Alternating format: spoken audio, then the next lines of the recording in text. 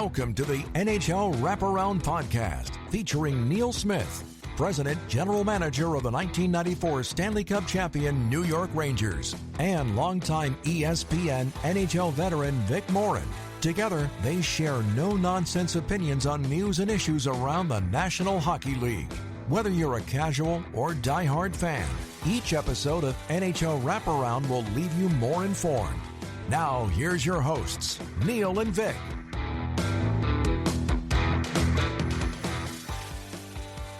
Welcome to NHL Wraparound for Wednesday, October 29th, 2025.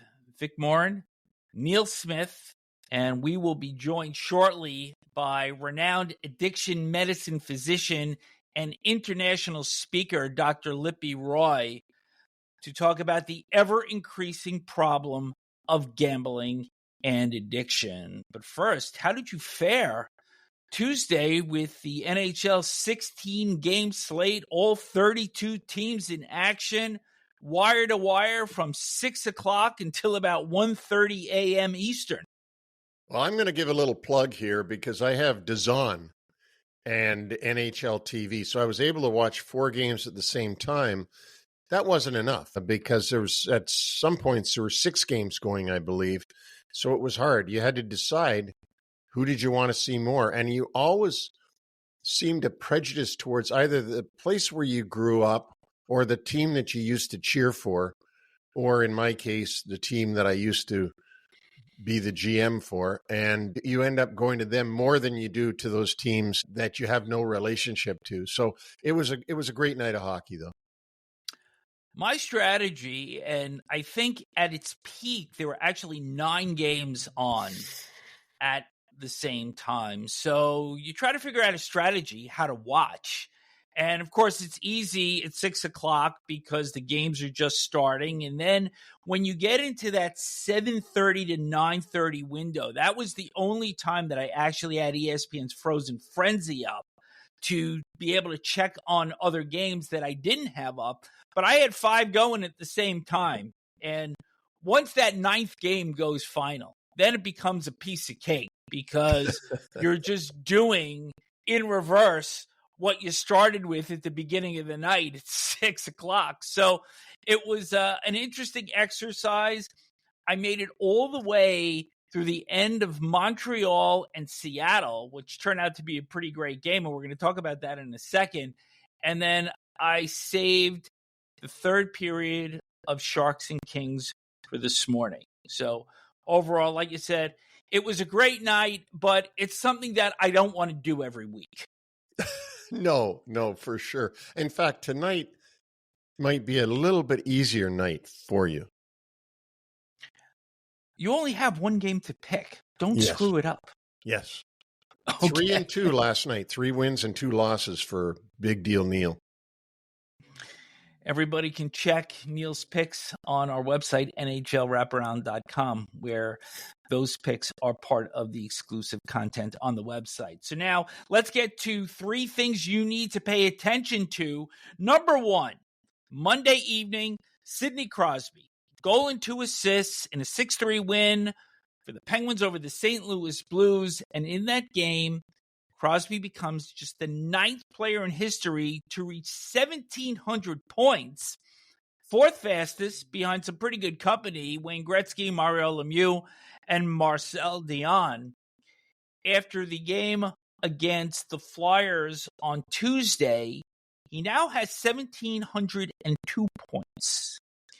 Jaromir Jagr is 2nd at 1,921, and depending on how long Crosby wants to play, I see him in that number 2 slot behind Gretzky. And if he wants to play 4 more years, he could eclipse 2,000 points. And he very much could play 4 more years. The way he keeps himself in condition, the way he looks after himself, the way he trains. And I think he's got the mental aptitude, too, that he's not wearing down and getting tired of playing hockey. So that very much could happen. But this is a guy that since he came into the league, I have always admired his work ethic, the way he carries himself. He's an ambassador for the league. Do we ever hear anything go on untoward about Sidney Crosby. The worst thing that we ever heard about Sidney Crosby was that he was crying to the refs. Well, who doesn't cry to the refs? And so what a remarkable, marvelous career. Never mind the Stanley Cups. The fact that Sidney Crosby has been emblematic of what you should try to be as a person, as a hockey player. Just a wonderful, wonderful ambassador. Couldn't put it any better. And as the years have gone on, that chirping to referees has gotten less and less and less. And also remember that earlier in his career, about 10, 12 years ago, he had some concussion problems, and you don't even hear about that anymore.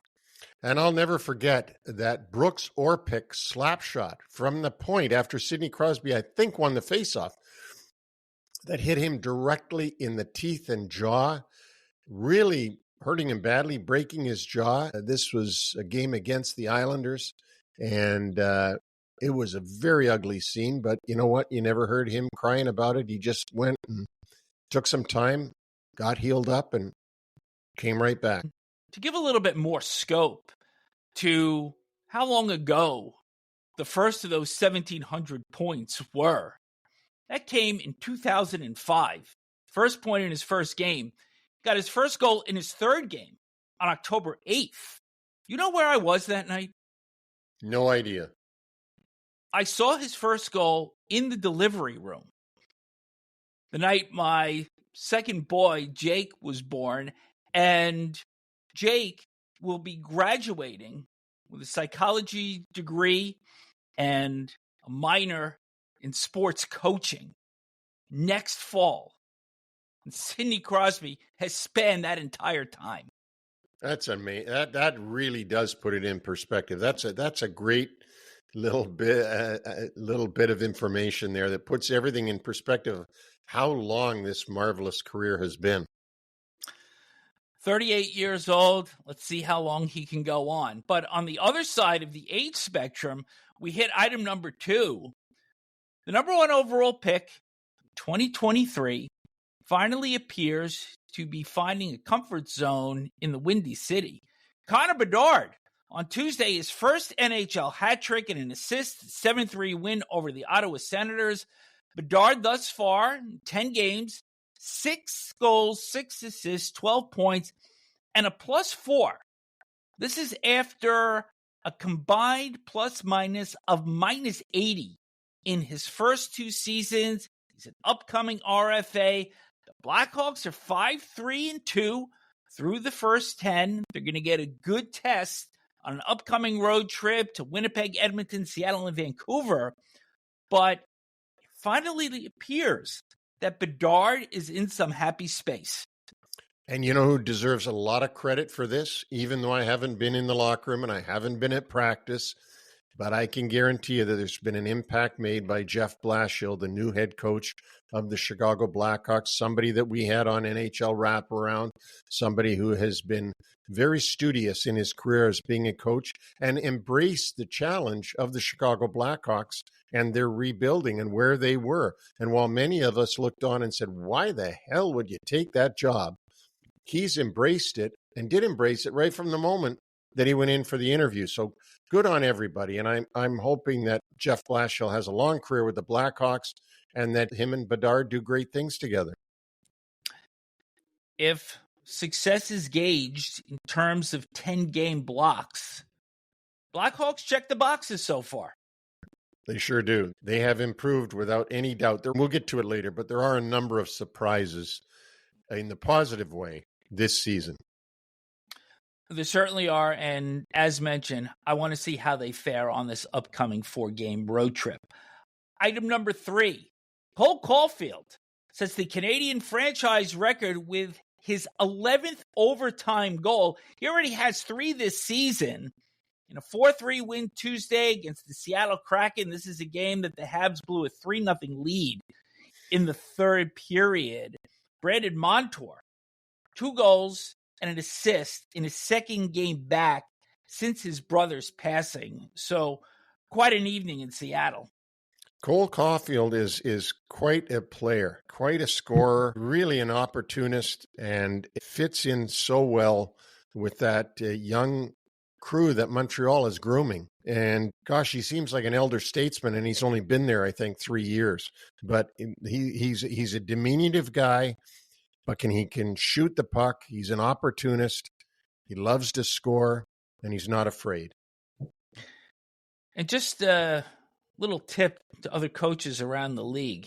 If you get to an overtime game with the Canadiens, you may want to have somebody shadowing this guy. Tough to shadow 3-on-3, though. That it is. And that will wrap up 3 things you need to pay attention to.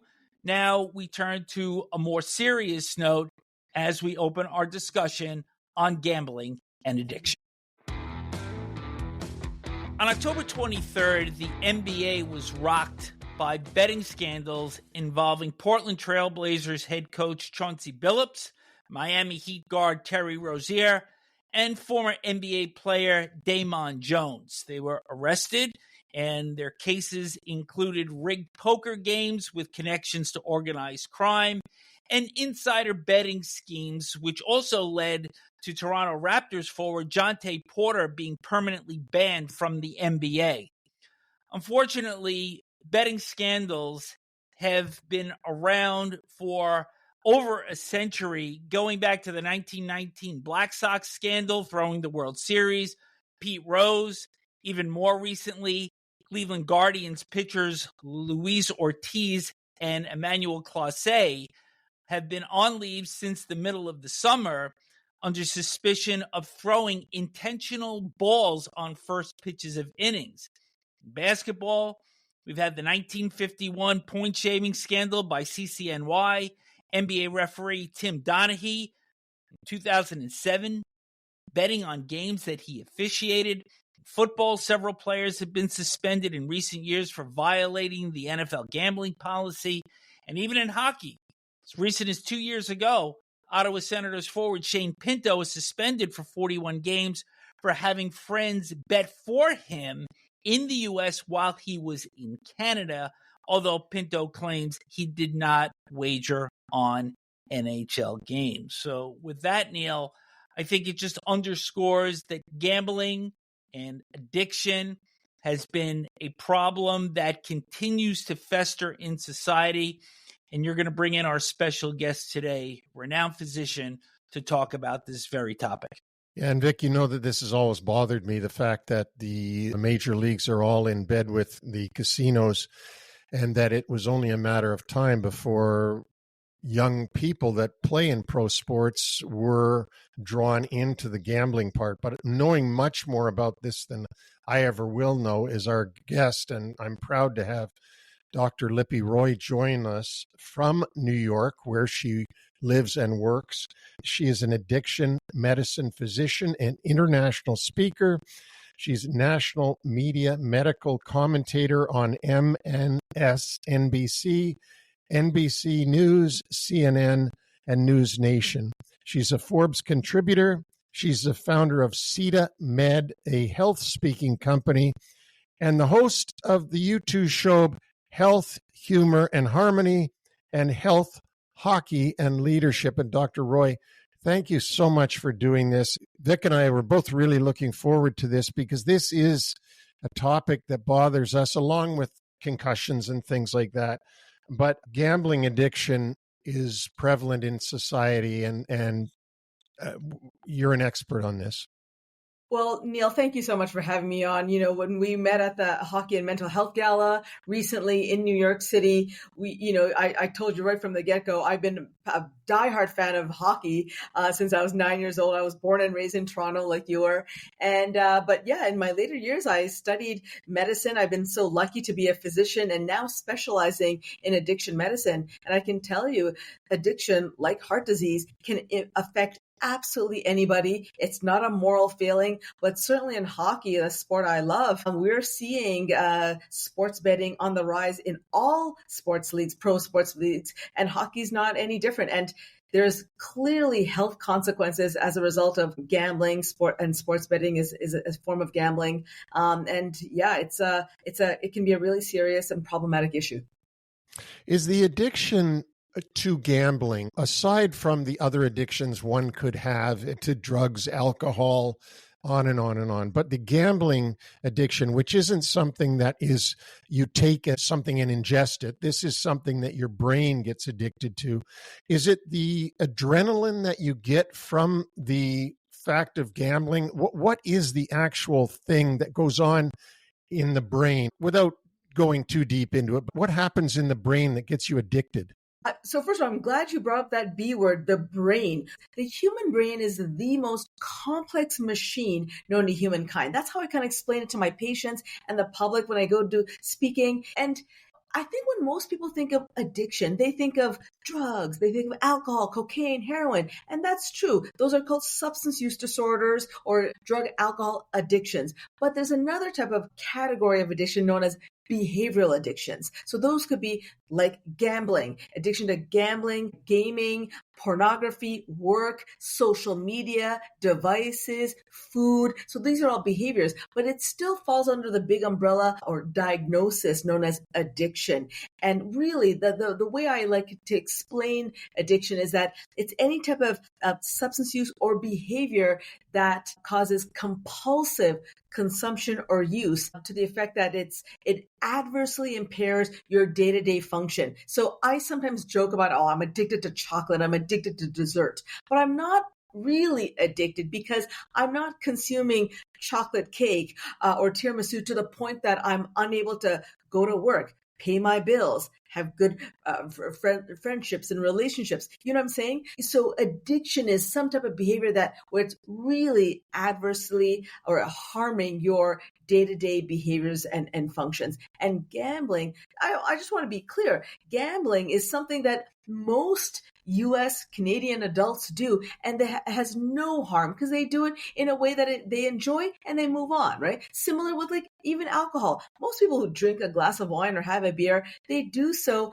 and it's not a problem. That's the case with most people. But for a small minority of people with certain risk factors, and we can talk about that, they go on to develop an addiction. Is it something that could affect the more undeveloped brain? And they say in males that the brain doesn't fully develop until around the age of 25. Is the gambling, which is allowed by 18 and above, is the gambling more harder thing with younger people than with an older brain? Yes, great question. So let me now just expand a little bit more how the brain is involved. So addiction is really a chronic disease of the brain. Addiction develops when an addictive substance, like say a cocaine, a heroin, alcohol, tobacco, or a behavior, potentially addictive behavior like gambling, it affects parts of the brain that control decision-making, cravings, habits, like the basal ganglia, emotions, irritability, like the amygdala, which is the primitive part of the brain, and then executive function, which happens in the prefrontal cortex. So it's clearly a problem or a impairment of the brain. So it's a brain disease, and it's a chronic condition. No one's addicted for just one day and it goes away. It's a chronic condition. But the good news is that treatment is available, and we'll talk about that. But to your question, Neil, yes, studies are showing that gambling addiction specifically, it affects more men than it does women, far more. And then with sports betting, we're seeing that trend again in mostly men. There's a lot of research happening right now, but we need far more research in that area. But age is very key. So in addiction world, we advise parents of young children and teenagers, just wait till maybe at least 16 and onwards before you experiment. Young kids, young teens, preteens, they're experimenting with weed, with a drink, with alcohol. But if you can wait till you're a little bit later, the reason is because when you're young, your brain is still developing those neuronal connections. It's a very vulnerable time. So studies are very clear. The younger you start, certainly with substances or even other addictive behaviors like the gambling, the younger you start, the more likely or higher likely it is that you will develop at risk, higher risk, harmful use and develop addiction later in life. And by the way, addiction to gambling is associated with other addictions, including increased rates of substance use, drinking, alcohol, smoking. So. This Saturday, the NCAA is going to permit athletes to bet on pro sports, despite the fact that they have their own issues. As recently as September 10th, 3 Fresno State basketball players were found to have been conspiring in a gambling scheme. So the NCAA kind of acknowledges that there's a problem, but they're going to allow their athletes to bet on pro sports. And it's almost as if they're speaking out of both sides of their mouth here. Yeah. I mean, look, the 2024 gambling trends. So look, traditional gambling, we think of like casino gambling, which is growing, internet gambling, which is unlimited, and now sports betting. To your point, Vic, it's exploding. It's now legal in well over 38 states. Look, 20 years ago, if you wanted to legally bet on sports, you'd have to go to like Atlantic City or Las Vegas. Now, you don't even have to get off your sofa. Right? And why? Well, because of mobile technology and legal changes. I think it was a 2018 Supreme Court ruling allowed for like sports betting. And according to the American Gambling Association, almost $120 billion was legally wagered on sports in 2023. And, I think both you, Neil, and Vic, you're pointing out something that's very obvious now, which is that sports betting is deeply embedded in our culture. Every commercial, broadcast sponsorship, live game sponsorship, social media feeds, pro athletes are promoting and advertising, all these different betting companies. And to now your point, Vic, with the NCAA, these athletes, correct me if I'm wrong, but they're teenagers, right? These are young people. Yeah, maybe their brain is a bit more developed than, say, somebody who's 10 years old, but still, they haven't formed. I mean, you're under so much pressure. It's a very unique, stressful time. It's also a time when there's spikes in certain types of mental illness, like bipolar, schizophrenia. So there's a lot of different things going on. And the fact that they've allowed sports betting, which is gambling, which we know is an addictive behavior, for somebody who's a doctor, an addiction medicine doctor, I find that deeply concerning, Vic.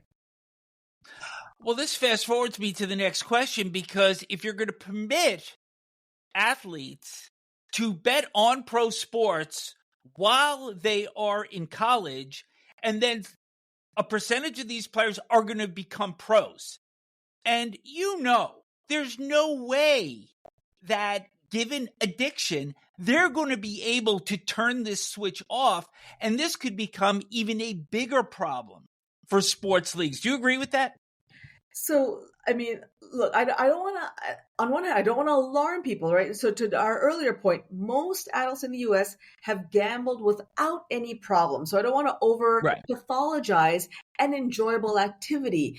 But as I said before, the sports betting is so deeply embedded in our culture. So what are we seeing now? We're basically seeing like 10-year-old kids who are going to, say, Madison Square Gardens or the United Center in Chicago, TD Center in Boston. They're going to these large arenas, and they're seeing massive ads on those centralized billboards, screens. They're seeing massive ads for DraftKings, FanDuel. So what's more normalized than that for these young children that are going to basketball games and now NCAA games? It's going to be really concerning. So these young kids, I'm still going to call an 18-year-old at NCAA, 19, 17, even 20, 21, 22. I mean, it's already being normalized. It's going into their DNA, so to speak, at a pretty young age. And then once they hit the pros, they're going to see the money, right? And you want to talk another addiction and pressure, right? It's making that money. And it goes back to the brain.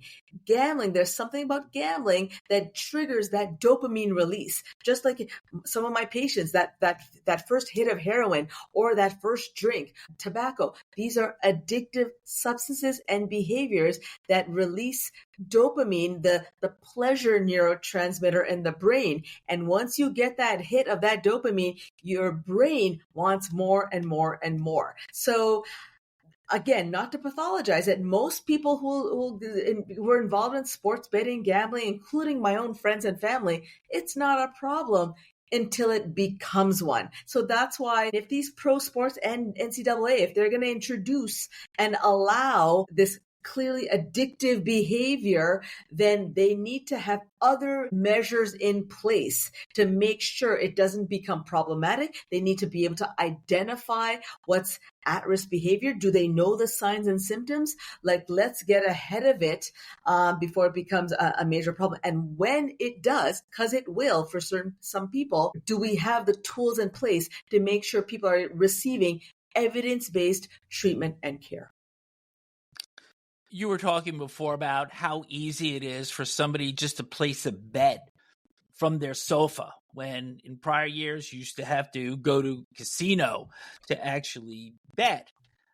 Do you see one of the biggest problems with gambling today?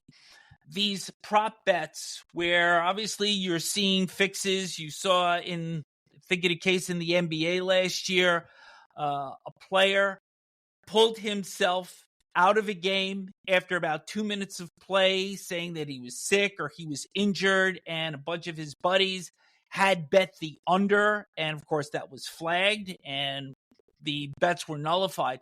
But these prop bets and micro bets, which I mentioned when I opened the segment here with the Cleveland Guardians pitchers, that these appear to be even larger problems because they are singular plays, they are singular events within the course of a game, and they're easy to bet on, and they're also easy to fix.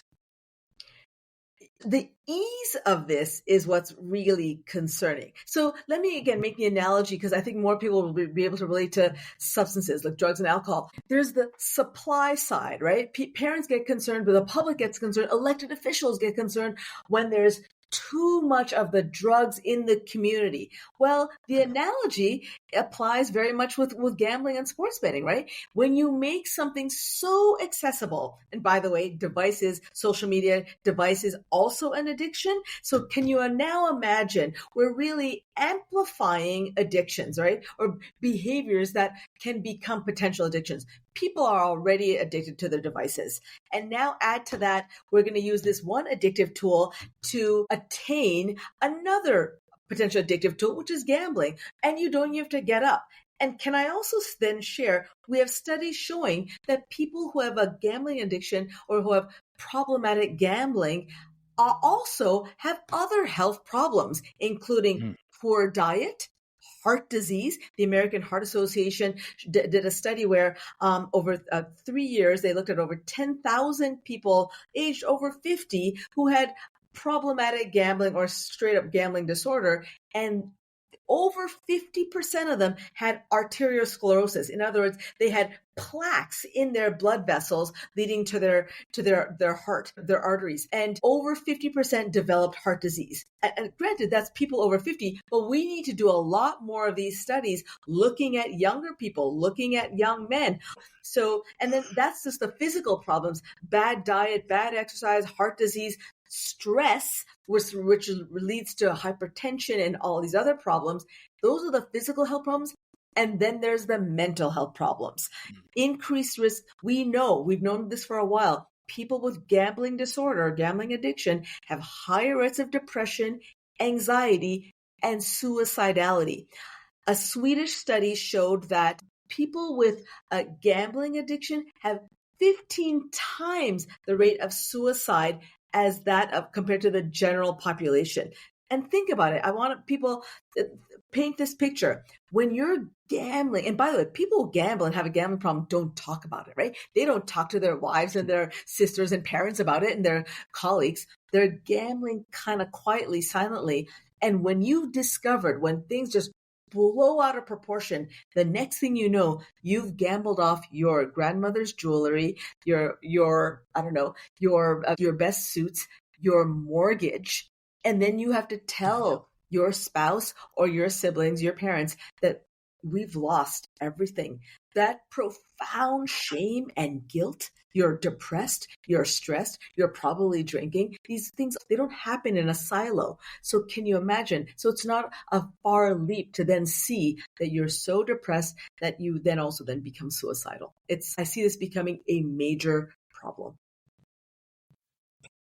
Dr. Roy, I've always said that Major League hockey players, because I've dealt only in hockey, and I don't know athletes in baseball, football, or basketball other than by what I see in the media and what I watch. So I'm just going to talk about hockey for a minute. Yeah. I do know that there is a gambling component to their mindset. Never mind sports betting, never mind betting at all. Just meaning they take a gamble. I'm going to gamble that I'll get through here without getting this guy's killing me. When we used to take commercial flights before charters started in the NHL, the players will bet with each other on anything. Like they'll bet on whose luggage comes out first.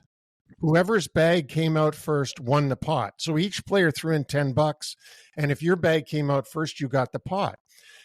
They would do things like put a dollar bill on a string while they're waiting for the plane and see who the next guy is that tries to pick it up, like a normal passenger, and they'll bet on that with each other just because they're so competitive with each other.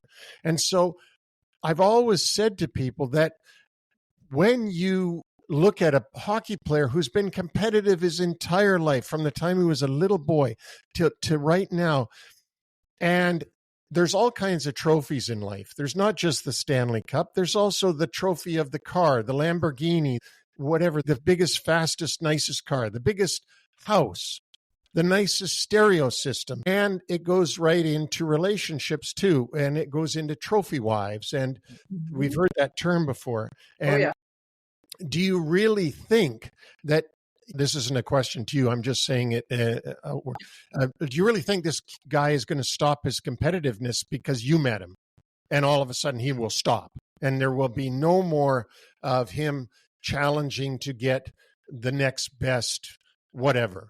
And I'm saying all this because isn't it just a matter of time with this competitiveness in these guys that they are going to get caught? Some of them, not all of them, not many of them, only a bit. But isn't it just a matter of time before this brain wants to go down the gambling road to make money for them or their friends? Yeah. So, you mentioned the keyword when you were describing, betting on whose luggage is going to come up first. Yeah, that's something I can relate to because the word that I was thinking of immediately, and you brought it up later, is that C word. It's being competitive. It's about competition. And like you, Neil, hockey is the sport I can most relate to because I've been a fan of it, such a diehard fan since I was 9. But this is something I can relate to, even though I'm not a pro athlete. I mean, sure, I've played sports since I was a kid, but as a physician, this is something that I talked about in my speech at that Hockey and Mental Health Gala, Neil, if you remember. I talked about the common traits that doctors and pro athletes, specifically hockey players, have in common. We are type A people. We are competitive. I may not be a pro athlete, but don't think for a second that I'm not your typical type A competitive doctor. And so as a result, that type of mindset has certainly served me well. I have 4 degrees, trained at Duke, taught at Harvard. I've done okay with my life. Same with these pro athletes who are gifted physically and also mentally. They have that. So that competitive kind of attitude, mindset has served them well. The downside, though, is that sometimes, and again, we can talk about what distinguishes those who then develop the problems versus those who don't.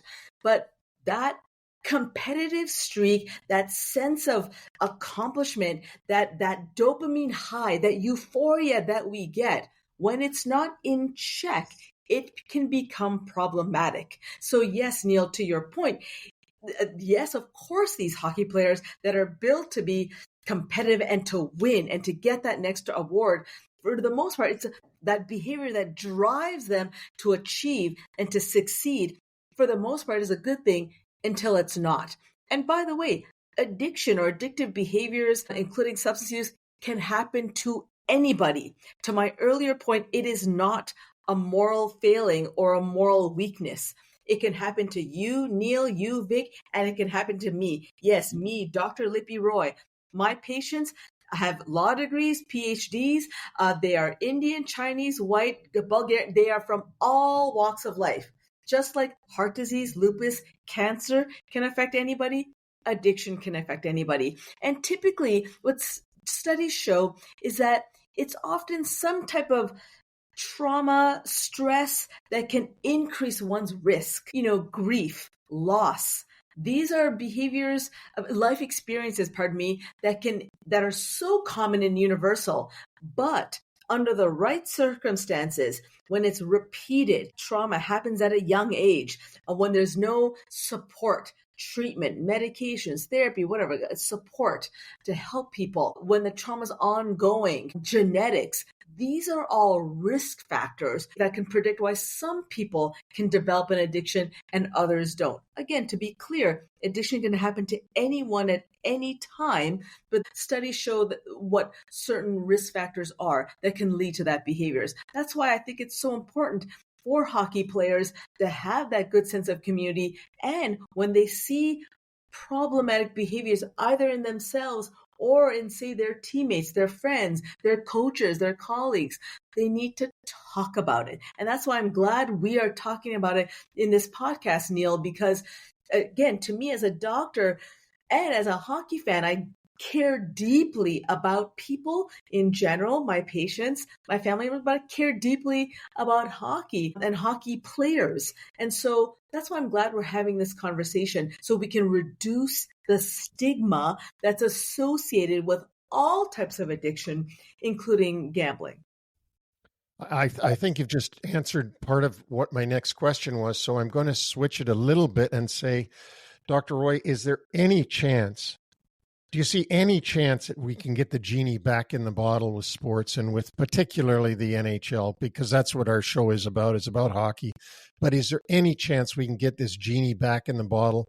And you've already given advice as to if you see something, do something. But is there any chance, I'll say it again, is there any chance we can somehow get the cow back in the barn? Well, look, I think when it comes to sports betting and pro sports, that ship has sailed. I think because you guys know better than I, as well as I do. The language is money, right? Money talks. They're seeing massive profits. Now, that said, I'm all about making money and making profits, but I think we need regulation. I think that's what the key is. I think these decision makers at the top levels, if they genuinely care about their players, and the NHL here specifically, that's the league I follow the most closely, if they care about their players and about their fans, by the way, then they need to have regulations, they need to have rules in place, and they need to also have evidence-based care and treatment models and support systems in place as well. So, Neil, as you know, they have the PAP, the Players Assistance Program, for a whole assortment of health issues. But it also needs to include, I think there needs to be a separate category, frankly, that's just addressing gambling and gambling addiction, sports betting addiction. Because you know me, Neil, I'm somebody who's a very positive person. I'm a hockey nerd, but I'm also a science and medical nerd. And I believe in positivity and ending on a positive note and on a hopeful note. The good news is help is available. So when people need to understand and recognize what the signs and symptoms are of problematic gambling. This includes, the person who can't stop. They're constantly chasing. They're constantly preoccupied. They're gambling when they're distressed. They're lying about their gambling, lost opportunities. So if you're seeing those signs and symptoms, get help. There's medications that are available. They're not FDA approved yet, but medications are available. There's psychotherapy, including cognitive behavioral therapy or CBT. Yep. Gamblers Anonymous, 1-800-GAMBLER, intense outpatient resident programs. Anyway, help is available. That's the good news. So I just think, the genie is out of the bottle, Neil, to use your expression. But that said, there's an opportunity here to really make a difference and make sure, that if they care about their players, then they need to take action, and action is available.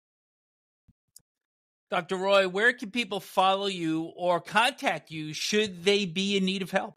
Yeah, thank you. I, as you can tell, I hope that I love talking about health and medicine and hockey and merging the two. So yeah, people can reach me. I'm on Instagram, hashtag at Lipi Roy MD. Same with TikTok at Lipi Roy MD. I'm also on Twitter or X at Lipi Roy LIPIROY, and follow me on YouTube on my YouTube health show. Subscribe. I'm always posting videos, including when I'm on air. News Nation, CNN, whatnot. I write Forbes articles, and and through my CITAMED company, CITAMED, SITAMED, LLC.com. So happy to hear from folks. Vic, I could go on about this for another 2 hours. I find this intriguing, and we're just lucky that we could have somebody like Dr. Roy come on our show and talk about this. I mean, we get on a lot of good guests, Dr. Roy, a lot of famous people. We have a Hockey Hall of Fame edition show. We've had, you name it, from Scotty Bowman on down, who's won 14 Stanley Cups. But to have you on is an honor, and something that we hope people will listen to this and they'll get information, and that they'll get help from this. We've all known people that have addictions, and I agree with, well, it's not for me to agree with you. I understand what you say when you say that one can lead to the other, because I've known individuals who have alcohol, drug, and gambling addictions all rolled into one. And we all call it in normal, yeoman way, addictive personality. But you've explained this so well to us. We're so thankful, and we hope that NHL Wraparound, because of you, will help some people out there. Somebody will get some help because of your great advice. Oh, that means a lot. I mean, you know me, Neil. I'm a total hockey nerd and a medical nerd. And you know Neil better than anybody. You've been around the NHL for so long that there are a lot of health issues that affect hockey players. And again, I talked about this in my speech recently. And I love health and medicine, and I just want to get people better, and I also love hockey. But something like addiction is still so misunderstood and underdiagnosed and undertreated. Help is available, and we'll make it happen, Neil. Thank you for having me on your podcast. I had a great time. Thank you for joining us. Anytime. It's hard to overstate the importance of the discussion that we just had with Dr. Lipi Roy in terms of not only what is happening with gambling and addiction today, but unfortunately where it's headed.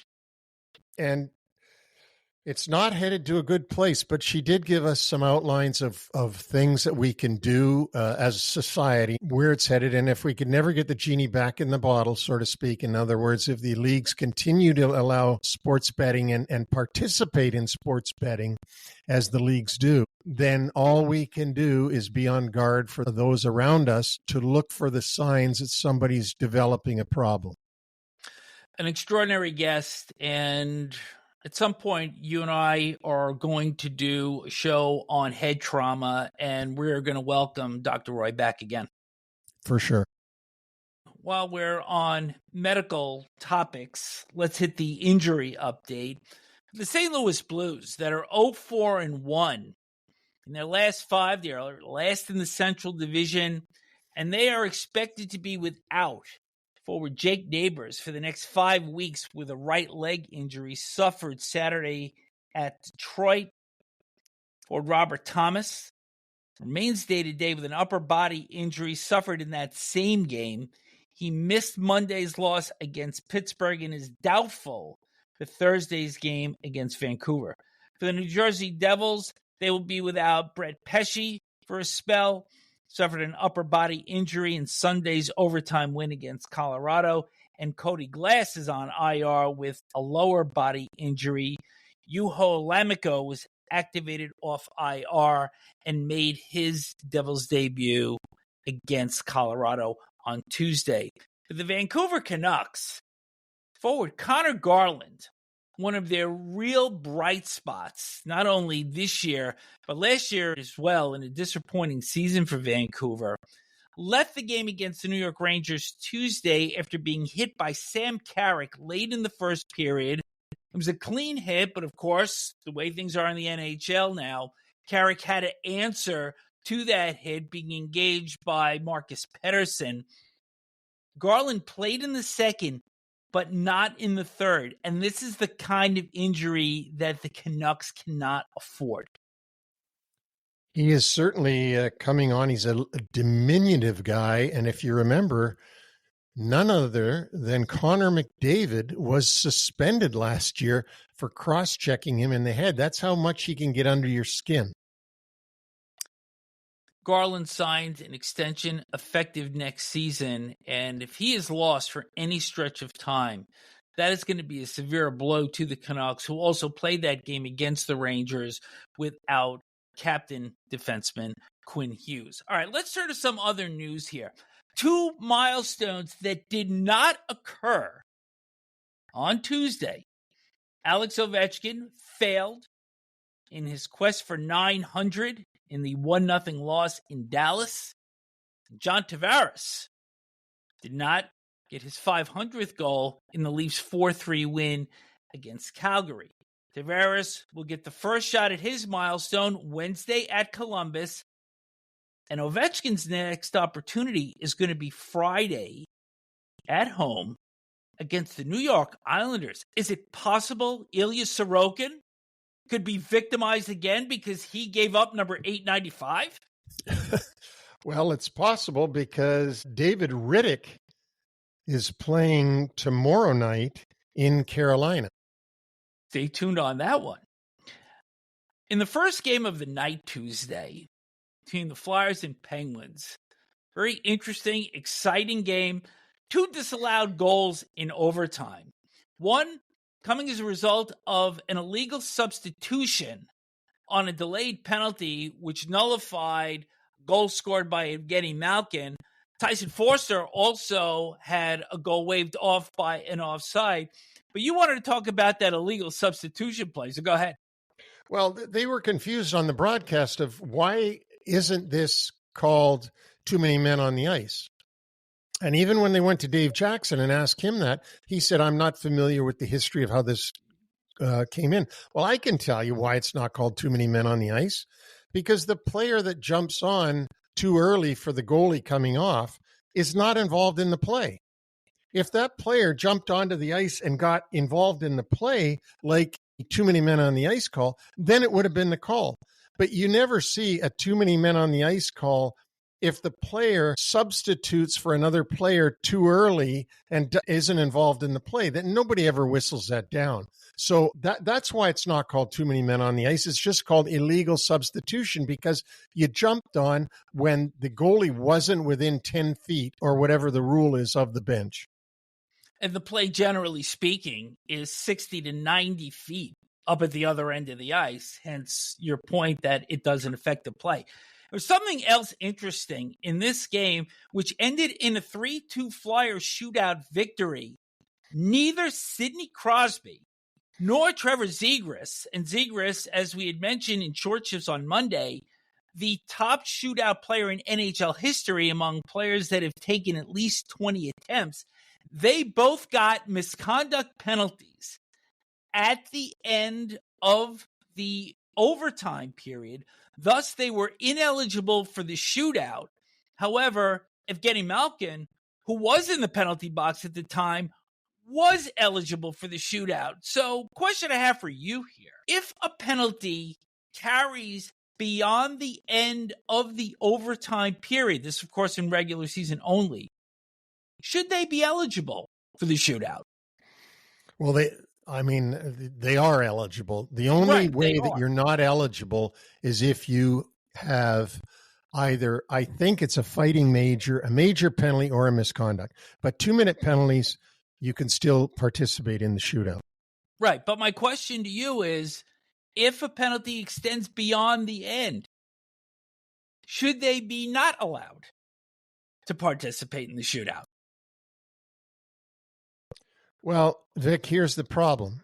So you're coming to the end of overtime, and you purposely try to get Sidney Crosby to react to something you did, and you both go off at with 10 seconds to go in the overtime, and now it eliminates Sidney Crosby from the Penguins being able to shoot in the shootout. That's the only thing I can see why you wouldn't allow that. That's why we have these discussions. That's a perfect response. Thank you.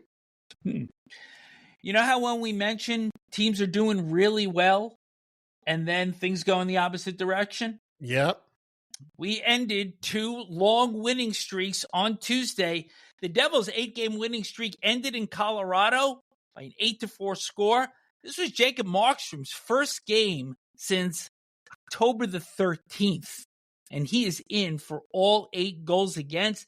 Victor Olofsson, 2 goals, 3 assists, 5 points. Cale Makar, 4 assists. Nathan McKinnon, 2 goals and an assist. So you want to play fire wagon hockey with the Avalanche? That's what happens. They've got the guns to do that stuff. So, yeah, you can't play that way with Colorado. But Colorado didn't escape this game without its own warts because they had a 5-0 lead midway through the second period.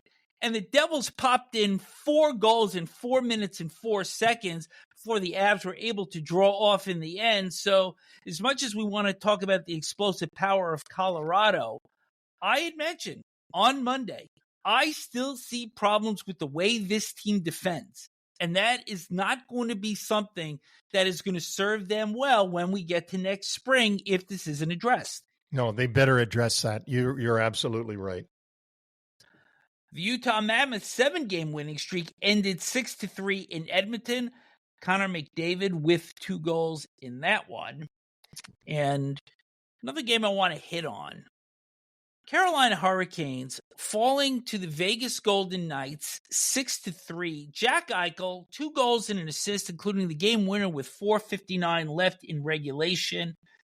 Eichel leads the NHL in scoring with 19 points. And, of course, Eichel was drafted right after McDavid.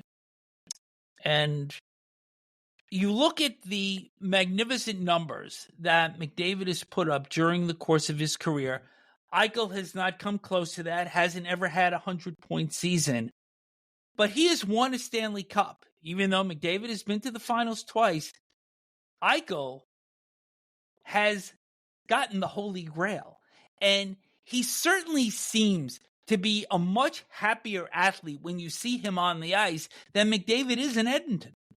Yeah, and he does seem to be really enjoying his time in Vegas. That is for sure, and it's coming out in his play. I know how much you enjoy talking about contracts and the enormous money being made by NHL players today, and of course, this is something that's going to continue well into the future. Dallas Stars defenseman Thomas Harley extended 8 years, $10.59 million. And in Utah, Logan Cooley, 8 years, $10 million a season. That also effective next season. And as we start to fast forward with the salary cap continuing to go up, keep your eye on 2028 when the big 3 M's are all projected to be UFAs unless they extend before then. Connor McDavid, Auston Matthews, Cale Makar. It is possible that if those players hit market at that time with where the salary cap is going to be, you could see players making $20 to $25 million a year. As I told you earlier today, one word, insanity. Then we're going to hit something more relaxed, such as relaxed attire. And this has been going on in the NHL since the start of the season, where the dress code has been eased. And as you know, we come from an era where everybody, up until really the end of last season, entered the arena in suits, sport jacket and tie, dressed up well, represented the game well. And for occasions such as the 1500th games by Ovechkin and Colorado defenseman Brent Burns, I could see that where clubs, players come in wearing T-shirts and tank tops to celebrate the accomplishment. However, there was a discussion on Rogers last week where they brought up subject of attire. Colby Armstrong hated it. And Jennifer Botterill, who I actually like on the panel, but she made the point of saying that I like it because if kids like seeing players walk into the arena in casual wear and T-shirts and stuff like that, they may be more attracted to the game. And I'm thinking, if that's what it takes to bring fans in, I don't like where the league is going. No, that was a dumb comment to make. You know, the players have got to dress respectfully still. And you know what? Kids aren't going to be attracted by what a player wears coming off the bus or out of his car to the game. A final note here, and we mentioned Jennifer Botterill, who will be going into the Hockey Hall of Fame on November 10th, but Alexander McGillney, who we've waited for years to get into the Hall, he's finally going to be inducted, and he is not going to be there in person for the ceremony. And I don't know if it's because his fear of flying or if there is some other reason that he won't be attending. But this is very disappointing for a player that's waited that long. It is. It is disappointing. I mean, it's such a huge honor, but obviously Alexander has his own reasons. McGillney will, however, share his acceptance speech through a video message that will be aired during the induction ceremony. That'll conclude our show for today, and we want to give a big thanks once again to Dr. Lipi Roy for joining us to talk about gambling and addiction.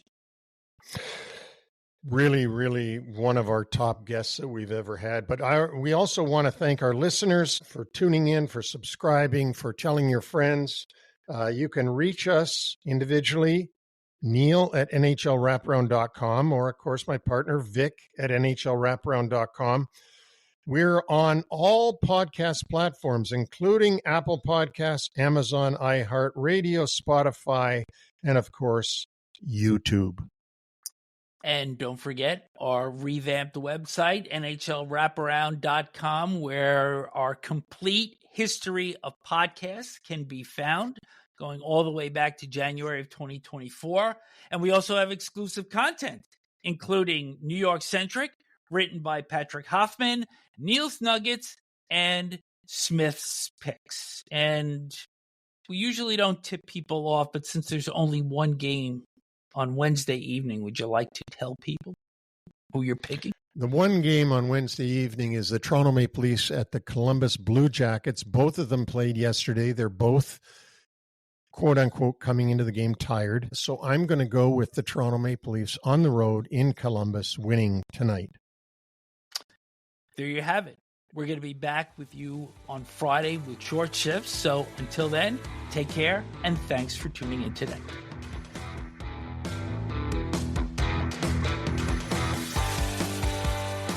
Thanks for joining us on the NHL Wraparound Podcast. Don't forget to subscribe to stay up to date on all the NHL action.